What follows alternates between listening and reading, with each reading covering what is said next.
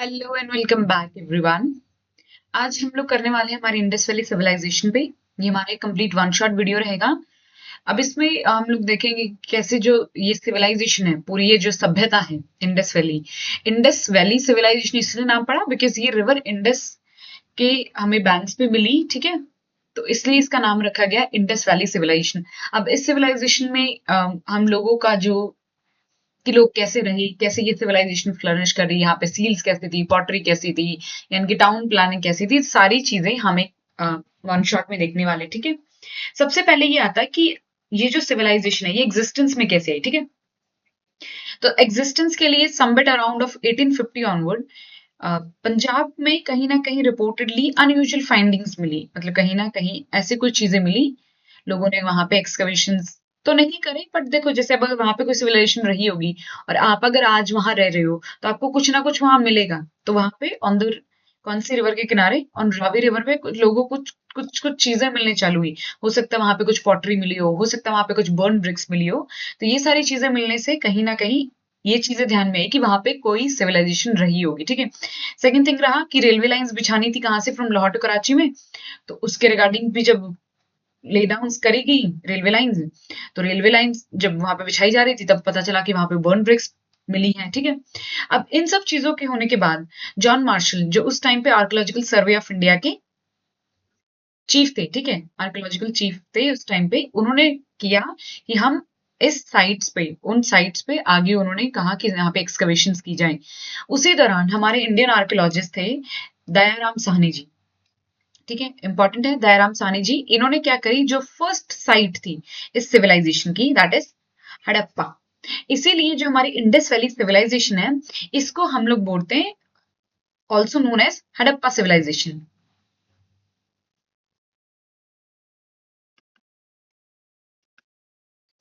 क्यों बोला जाता है? बिकॉज देखो जो पहली साइट हुई थी यहाँ पे डिस्कवर, दैट इज हड़प्पा। तो इसको Indus valley civilisation plus Harappa civilisation दोनों बोला जाता है, ठीक है। अब ये कब हुई थी? 1921 में, इंपॉर्टेंट है।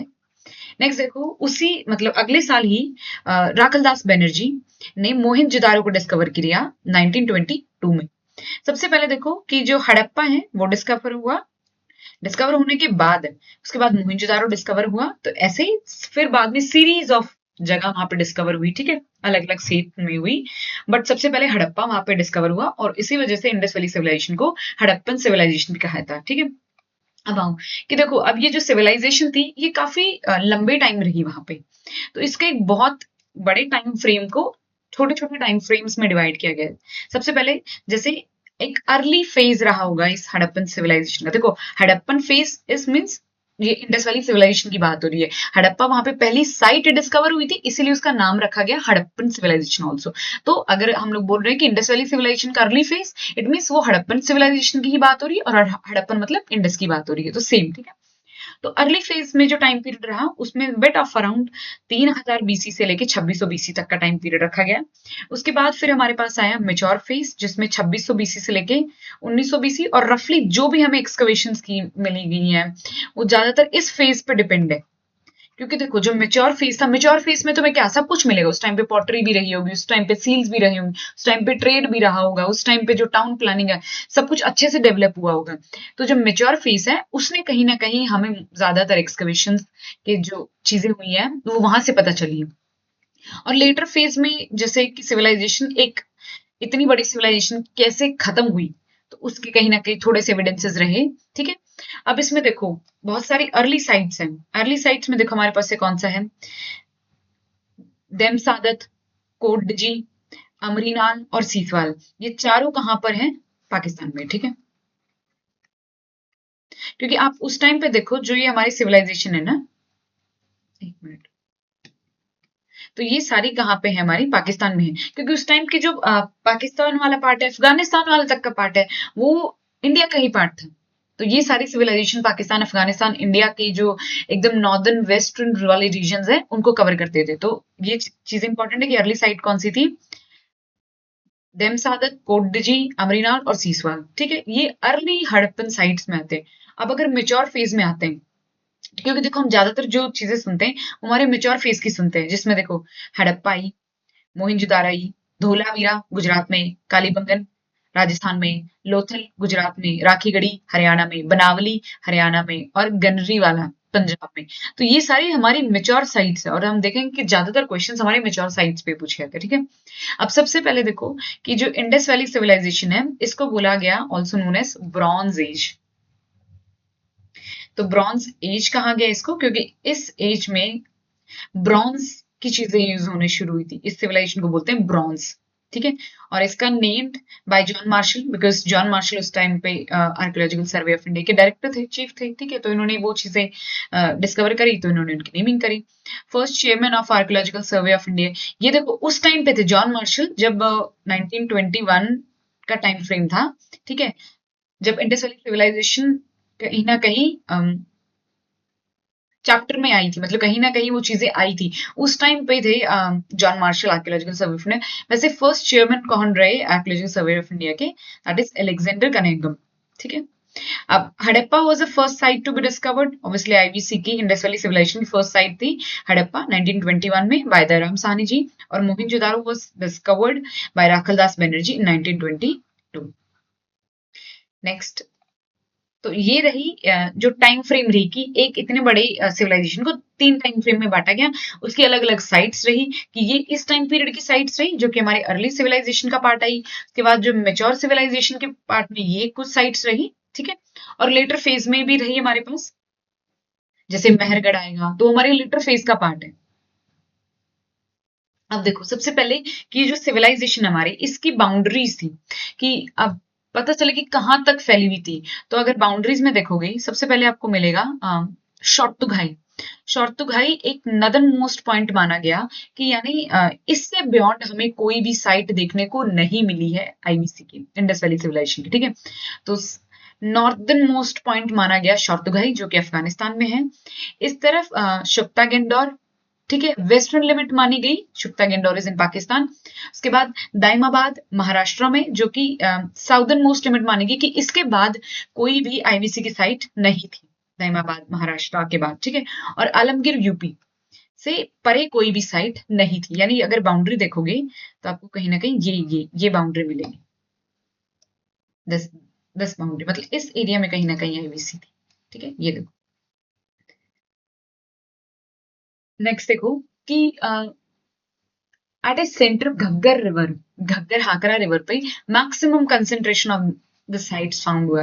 अब देखो ये जो रिवर्स हैं, आपने देखा होगा कि इंडस भी हमारी जो रिवर है, ठीक है, इंडस वैली सिविलाइजेशन ये हमारी इंडस रिवर के बेसिन पे थी, इसीलिए इसका नाम इंडस पड़ा। तो इन सेम वे जैसे देखो जो हड़प्पा है वो कौन सी रिवर के किनारे है, Harappa is on Ravi river, ठीक है, और ये पाकिस्तान में प्रेजेंट है।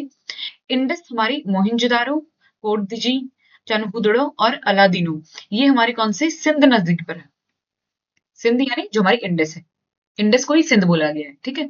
उसके बाद सतलुज, घाघरा, हाकरा एंड भोगवा, ये सारी रिवर, जो सतलुज रिवर है दैट इज इन रोपड़ पंजाब में है, ठीक है। घाघर जो घग्गर हाकरा रिवर है ये कहाँ पे है, ये राजस्थान में है। इसके बैंक पे कौन सी सिविलाइजेशन, मतलब हमें कौन सी साइट मिली, Kalibangan. Banawali is in Haryana, Lothal is in Gujarat. तो ये सारी साइट्स रही और ये इनके प्रेजेंट डे जो अभी लोकेशन क्या है, और ये साइट कौन कौन सी रिवर बेसिन के, मतलब रिवर बैंक्स पे, जैसे हड़प्पा रावी रिवर पे, मोहिंजोदारो, कोटडीजी, चनहुदड़ो, अलादीनो, ये सब इंडस रिवर पे हैं, ठीक है। और प्रेजेंट डे सिंध पाकिस्तान में पड़ती है ये सारी चीजें, सतलुज, घाघरा, घाघरा और भोगवा, तो ये सारी साइट्स हैं। अब देखो सबसे इंपॉर्टेंट कि बनावली राखीगढ़ी हरियाणा में ये लार्जेस्ट इंडस वैली सिविलाइजेशन की साउंड है, अभी तक की फाउंडेड साइट में से एक है बनावली और राखीगढ़ी हरियाणा की। लार्जेस्ट साइट कौन सी है, राखीगढ़ी, जो कि प्रेजेंट है हरियाणा में। नेक्स्ट देखो, one of the major feature of the society development is organised agriculture. Later phase में होगा, अर्ली फेज में नहीं था ये, ठीक है। अब सबसे इंपॉर्टेंट देखो कि इस सिविलाइजेशन में क्या रहा। सबसे पहले कि आपको तो जो एग्रीकल्चरल क्रॉप मिलेंगी वो मिलेंगे आपको wheat, barley and cotton. Cotton को सिंडिन बोला जाता था, ठीक है। इसमें दालें भी थी, chickpeas, sesames, and millets, rice, garlic, यानी ये सारे हमें क्रॉप्स के एविडेंसेस मिले हैं। इंपॉर्टेंट है, मिलेट्स है, राइस है, गार्लिक है, दालें हैं, व्हीट, बार्ली, कॉटन। अब सबसे डिस्टिंग्विश फीचर क्या था आईवीसी का, ये देखो कि इसमें जो कॉटन है, cotton was name as sindon. Greeks हमारे कॉटन को बुलाते थे सिंडन। तो इंपॉर्टेंट ये एक फीचर था कि उस टाइम पे कॉटन था। अब ये देखो, the evidence of horse and a cow are found. Evidence of horse and cow are found. A bone of horse was discovered from Surkottada. मतलब सिर्फ एक बोन पाएगी, बाकी evidence of horse and cow are not found.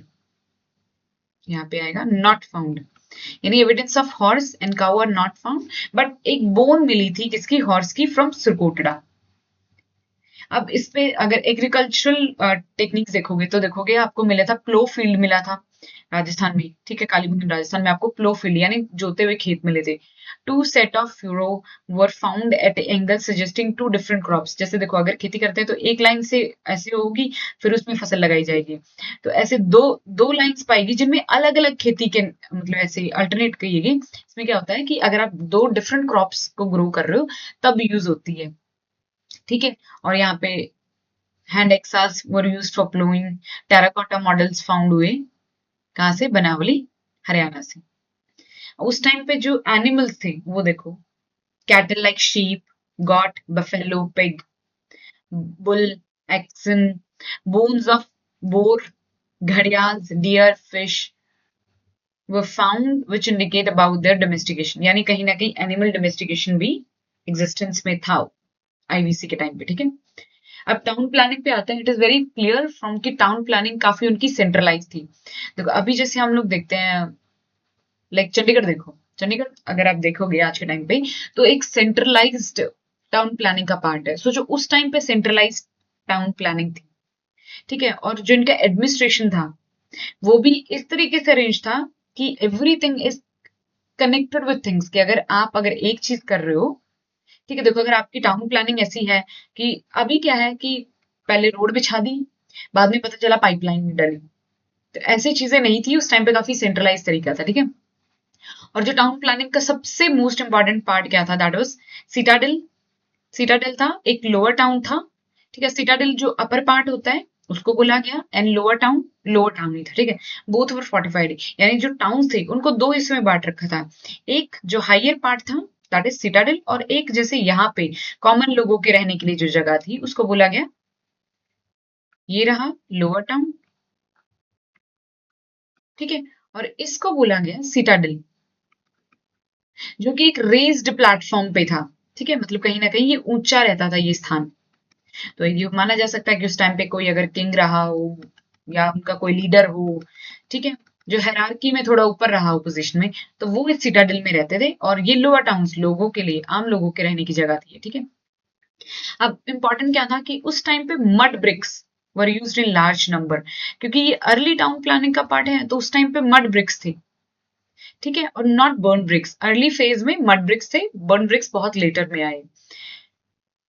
यहाँ पे जितने भी घर थे उनमें पाया गया कि एवरी घर, जो भी उस टाइम पे घर थे, उनके वेल थे, अपने खुद के कुएं थे, जो कि शो करता है कि एक एडवांस वाटर मैनेजमेंट सिस्टम था।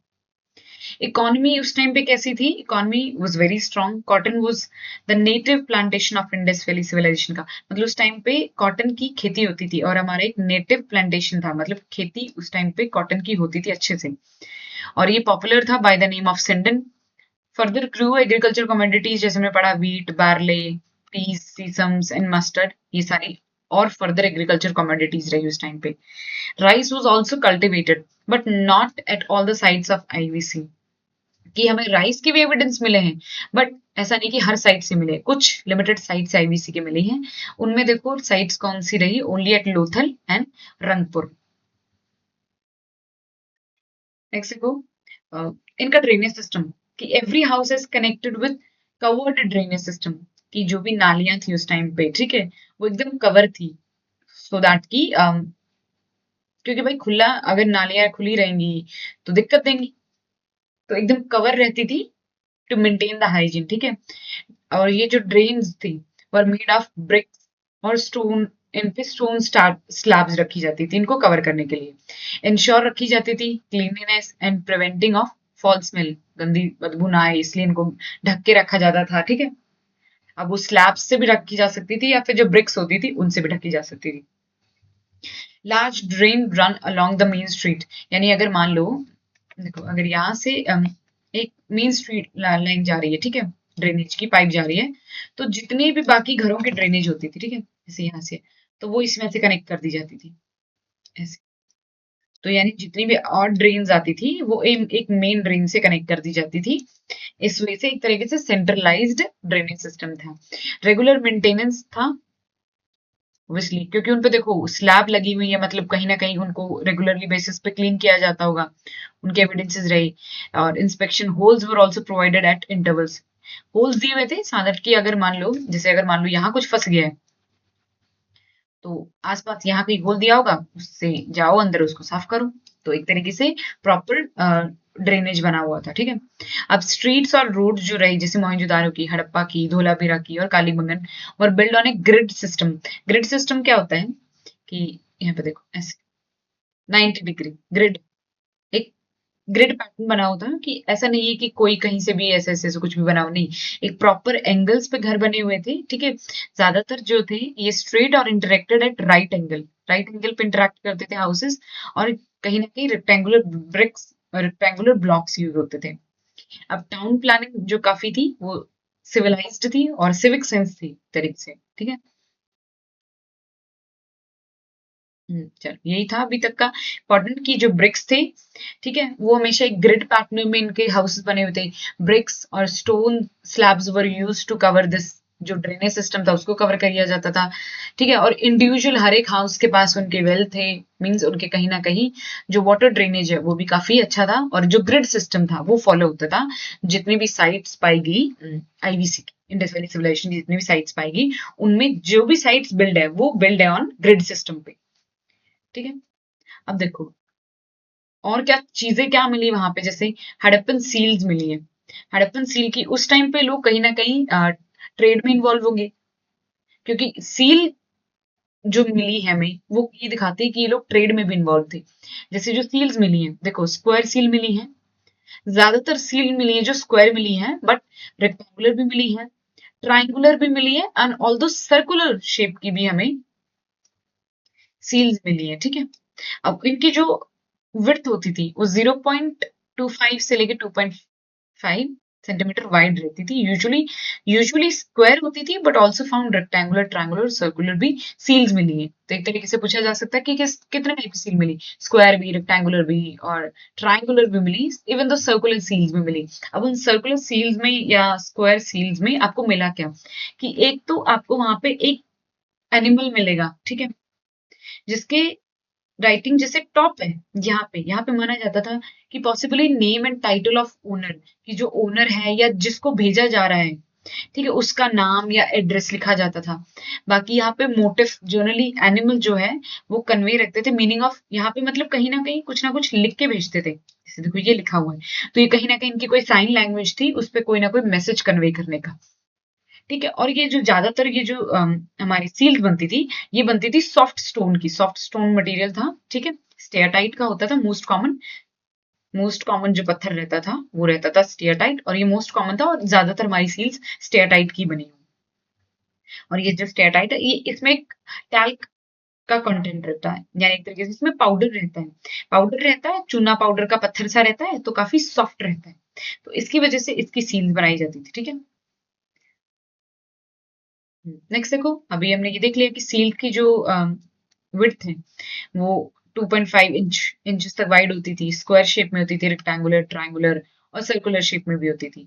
Lines of writing at the top, कि यहाँ पे जो टॉप पे नाम लिखा है तो पॉसिबली नेम रखा, ओनर का जो नाम है, टाइटल है, वो रखे गए होंगे। बाकी एक मोटिव रहता था जनरली एनिमल पे, जिसमें क्या होता था कि क्या एक्चुअल मैसेज क्या है वो कन्वे किया जाता था। Those who could not read, मतलब एक तरीके से साइंस बनाए जाते थे, क्योंकि उस टाइम पे लैंग्वेज तो थी नहीं कि लोग पढ़ लें क्या लिखा है, तो कहीं ना कहीं साइंस बनाए जाते होंगे या कोई पिक्चर्स ड्रॉ की जाती होंगी, ठीक है। सील्स वो जनरली मेड ऑफ स्टेटाइट के सॉफ्ट स्टोन की बनी होती थी, और ये मिलता कहाँ था जो हमारे रिवर बेड्स है, यानी जो हमारी नदियां हैं उनके जो किनारे होते हैं वहां पे ये पत्थर मिलते थे रिवर बेड्स के आसपास, और जो सॉफ्टनेस होती थी वो because of high amount of talc.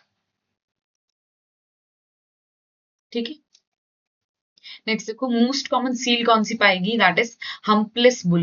Most common seal थी हमारे यहाँ पे, मतलब आईबीसी के टाइम पे, दैट इज हम्पलेस बुल। अब इसमें देखो क्या रखा गया कि बहुत सारी सील थी जिनमें आपको होल्स भी मिले, जो कि ये माना जाता है कि कहीं ना कहीं लॉकेट या पेंडेंट की तरह यूज किए जाते होंगे, और no evidence of cow motif in Harappan seal. यानी हड़प्पन सील में कहीं पे भी आपको काउ का कोई भी पिक्चर में नहीं दिखेगी। ठीक है, बाकी अदर एनिमल्स आपको दिखे, जैसे आपको राइनो दिखेगा, टाइगर, एलिफेंट, बफेलो, गॉड, बिसन, ये सारे एनिमल्स आपको दिखे हैं, बट काऊ के को किसी भी सील पे एविडेंस नहीं मिले। ठीक है, देख सकते हो आप कि जो हेड रहता था जनरली वो ओनर के लिए या उनके नेम के लिए मोटिफ रहता था, और ये सब हाँ जनरली होल होता था, और they were used as a locket, और नो एविडेंस ऑफ काउ मिला। ठीक है, नेक्स्ट देखो कि बहुत सारी सेल्स ऐसी मिली हैं जो कहीं ना कहीं ऐसा लगता है कि कुछ शुभ उस टाइम पे मानी गई होंगी कि ये कुछ शुभ है और कुछ अच्छा प्रोस्पेरिटी लेके आती हैं। जैसे सबसे पहले देखो मदर अर्थ की सील पाएगी, ठीक है, जिसको mother of goddess of fertility, ठीक है, उपज की देवी माना गया है, तो मदर गॉडेस की कहीं ना कहीं वहां पे सील पाएगी। एक चीज और कि वहां पे नो एविडेंसेस, अब देखोगे कि सील मिली है, गॉडेस भी मिल रही है, गॉड भी मिल रहे हैं, जैसे हमें पशुपति की सील मिली है, बट नो टेम्पल एविडेंस। मतलब उस टाइम पे लोग कहीं ना कहीं जो आइडल वर्शिप है, मूर्ति पूजा है, वो नहीं करते थे। अगर वो पूजा कर भी रहे हैं तो यूज टू वर्शिप नेचर।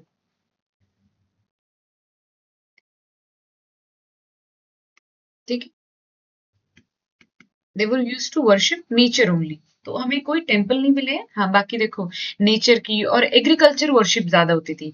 और जो मदर गॉडेस मिली है, ये कहाँ पे मिली है, मोहिंजोदारो इन हड़प्पन साइट्स पे हमें मिली है, फर्टिलिटी एंड एबंडेंस के लिए, ये बहुत शुभ है।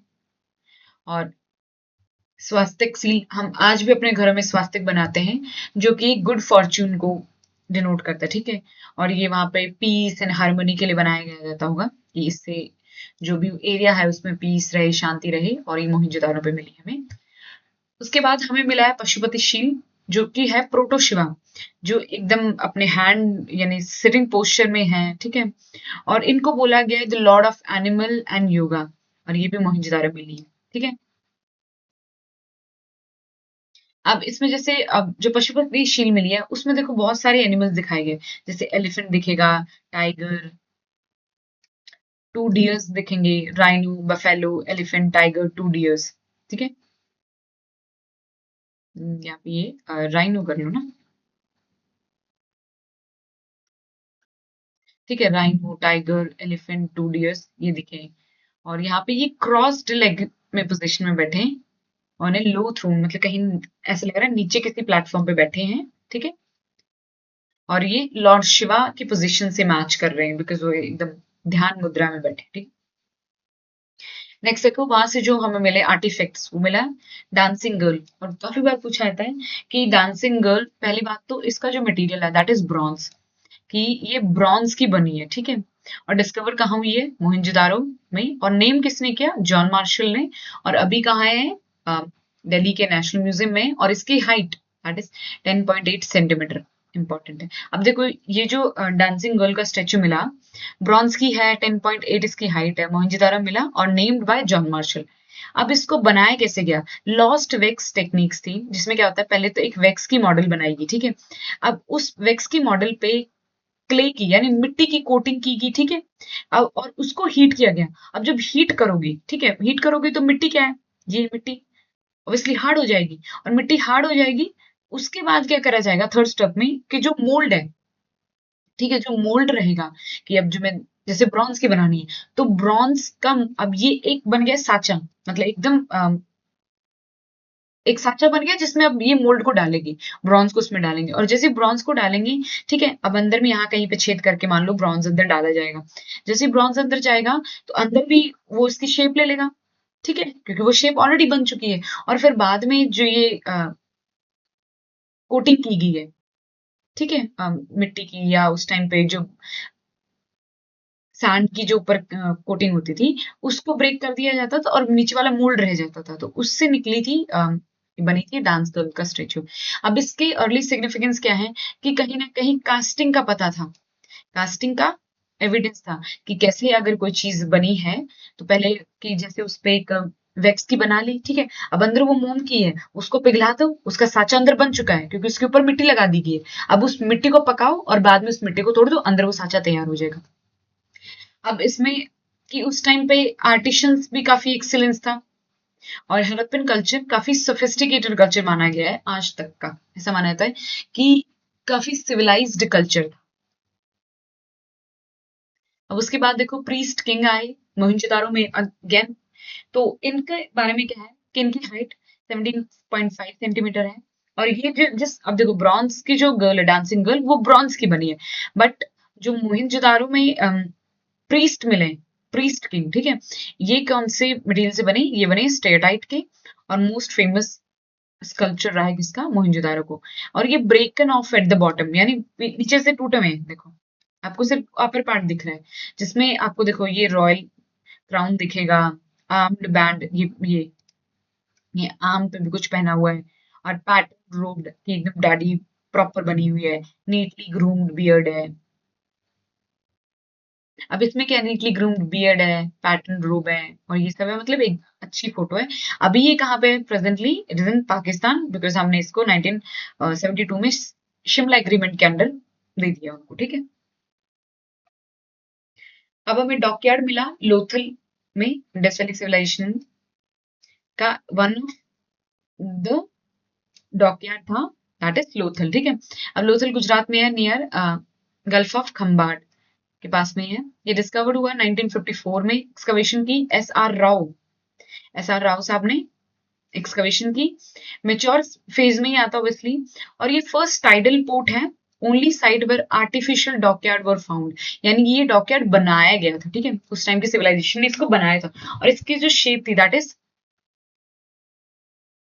Trapezoid, shape was trapezoid and the provision for maintaining regular water level को यहाँ पे चेक किया जाता था, ठीक है।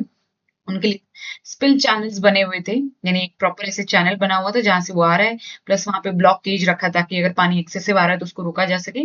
और आज के टाइम पे ये 16 से 19 किलोमीटर दूर है, कहाँ से, सी से, बट उस टाइम पे माना जाता है, believe that boat use to reach here from the gulf of Cambay, अभी ये सी से दूर है। देखो अभी इसके लिए प्रैक्टिस क्वेश्चन क्या है कि which ancient site in Haryana has provided evidence of lapis lazuli a bead making industry, Haryana की कौन सी साइट है जो आपको lapis lazuli bead making industry के बारे में बताती है कि बीड मेकिंग इंडस्ट्री रही थी, इनमें से कौन सी साइट रही, राखीगढ़ी, कुनूल, बनावली एंड भिराना। तो जो लैपिस लजुली जो बीड मेकिंग के एविडेंस मिले वो कहाँ से मिले, वो मिले हैं कुन्नूल से, और ये it is also in Haryana. तो ये साइट कहाँ पे है, हरियाणा में है, ऑल दो सारी साइट्स, ठीक है, सारी साइट्स ही हरियाणा में। सेकंड, उसके बाद Rakhigarhi is considered significant because, Rakhigarhi significant site क्यों है, क्या ये अर्लीस्ट हड़प्पन साइट थी, नहीं, अर्लीस्ट हड़प्पन साइट नहीं थी। It has the world earliest dockyard, नहीं, डॉकयार्ड हम देख चुके हैं, लोथल में था। फेमस फॉर फायर अल्टर्स के लिए, नहीं, फायर अल्टर के लिए हमारे पास कालीबंगन थी, लोथल थी, तो राखीगढ़ी नहीं थी। It is the largest Harappan site of India, largest Harappan site थी कौन सी, राखीगढ़ी। इसके बाद which of the following statement is correct, कि streets and road were straight, कि एकदम सीधे रोड थे, ठीक है, and cut each other at a right angle, exactly right angle यानी कहीं ना कहीं ऐसे एक दूसरे को राइट एंगल पे क्रॉस करते थे। जो स्ट्रीट्स के ड्रेन थे वर कवर्ड बाय स्टोन स्लैब्स, अभी हमने देखा कि हाँ उनके जो हाउसेस थे वो राइट एंगल पे क्रॉस करते थे, प्लस जो स्टोन स्लैब्स थे वो यूज किए जाते थे उनके जो ड्रेन्स थे, स्ट्रीट के ड्रेन्स थे उनको कवर करने के लिए। तो both 1 and 2 are correct. I hope आपको जो भी मैंने ये चीजें बताई हैं वो समझ आई होंगी, एंड जो भी डाउट्स हो, आपको कोई कंसर्न हो, आप अपने जो भी डाउट्स हैं लिख सकते कमेंट सेक्शन में। Thank you so much.